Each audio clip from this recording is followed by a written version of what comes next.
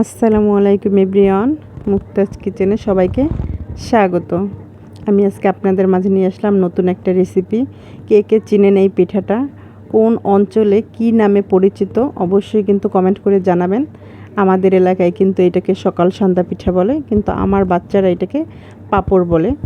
প্রথমত আমি এটা বানাতে লাগবে ভাতের চাল। আমি কিছুটা ভাতের চাল নিলাম, রেগুলার যে ভাত রান্না করি ওই চালটা দিয়ে বানালেই বিশেষ করে ভালো হয়। তারপরে এটাকে আমি সুন্দর করে ধুয়ে 2 থেকে 3 ঘন্টা ভিজিয়ে রেখে পাটায় একদম মিহি করে বেটে নিতে হবে, যাতে কোনো প্রকারের কোনো দানা দানা না থাকে। আমি সুন্দর করে মিহি করে বেটে নিলাম। তারপরে আমি এই বাটা মিশ্রণটা 2 ভাগে ভাগ করে নেব। আমি এইখানে কোনো ধরনের কোনো ফুড কালার ব্যবহার করব না।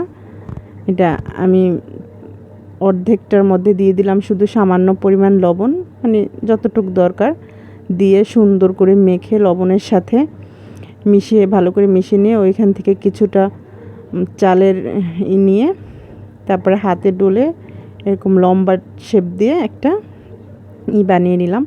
তারপরে বাকি মিশ্রণটার মধ্যে আমি দিয়ে দিলাম কিছুটা মরিচের গুঁড়া আর দেব পরিমাণ মতো লবণ। একই প্রসেসে সুন্দর করে মেখে নেব, মরিচের গুঁড়ার সাথে সুন্দর করে মেখে নিলাম।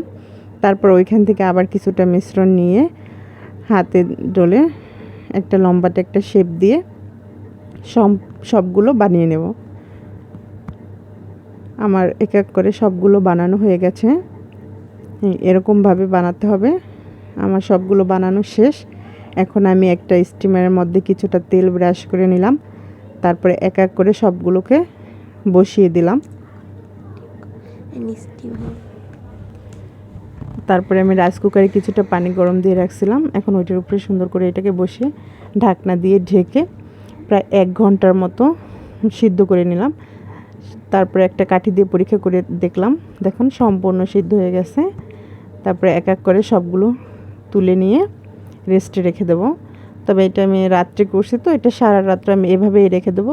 যারা এভাবে না রাখতে চান তারা কিন্তু 2 থেকে 2.5 ঘন্টা ফ্রিজে রাখলেই হয়ে যাবে। তারপরে সকালবেলা ঘুম থেকে উঠে আমি এটা বটি দিয়ে কাটলেই বেশিটা ভালো হয়।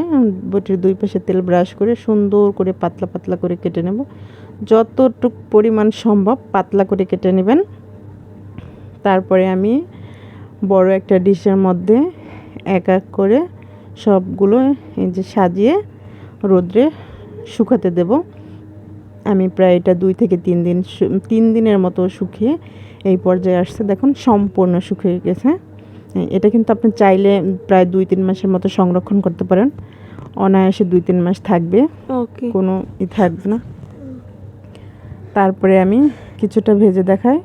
একটা কড়াইতে পরিমাণ মতো তেল দিয়ে তেলটা কিন্তু সুন্দর করে গরম করে নিতে হবে। এই দেখুন দেওয়ার সাথে সাথে পাঁপড়গুলো কত সুন্দর হয়েছে।